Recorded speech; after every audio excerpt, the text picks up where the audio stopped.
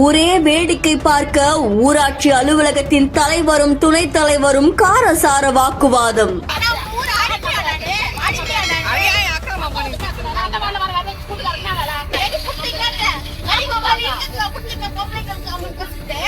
மாறி மாறி குற்றச்சாட்டுகள் எழுந்த நிலையில் அதிருப்தியில் பொதுமக்கள்.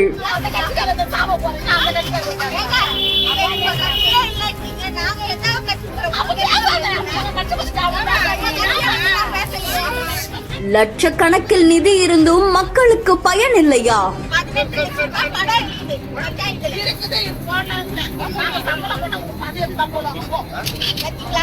செங்கல்பட்டு மாவட்டம் செங்கல்பட்டு பக்கத்துல இருக்கக்கூடிய ஆலப்பக்கம் ஊராட்சி இருக்கு. இந்த ஆலப்பக்கம் ஊராட்சியுடைய தலைவரா பரிமலாவும் துணைத் தலைவரா சத்யா கோபிநாத் அப்படின்றவங்களும் இருக்காங்களாமா. 9 வார்டுகள் உள்ளடக்கிய இந்த ஊராட்சியில ஆரம்பத்தில இருந்தே தலைவருக்கும் துணைத் தலைவருக்கும் அடிக்கடி வாக்குவாதம் எழப்பட்டதா தெரிவிக்கப்பட்டிருக்கு.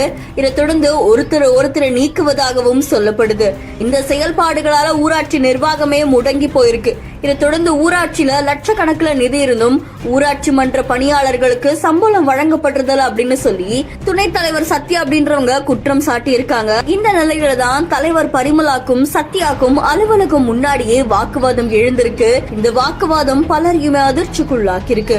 ஒருத்தர் மாத்தி குற்றம் சாட்டுகிற நிலையில ஊராட்சி மன்றத்துடைய துணைத் தலைவர் பல குற்றச்சாட்டுகளை எழுப்பியிருக்காங்க. இந்த காட்சிகள் சமூக வலைதளங்கள்ல அதிர்ச்சியை ஏற்படுத்தி இருக்கு. இதை தொடர்ந்து ஊராட்சி அலுவலகம் பொதுமக்களுக்காக செயல்படணும், இதுக்கு ஒரு நடவடிக்கை எடுக்கணும் அப்படின்ற மாதிரி கோரிக்கை எழுப்பட்டிருக்கு.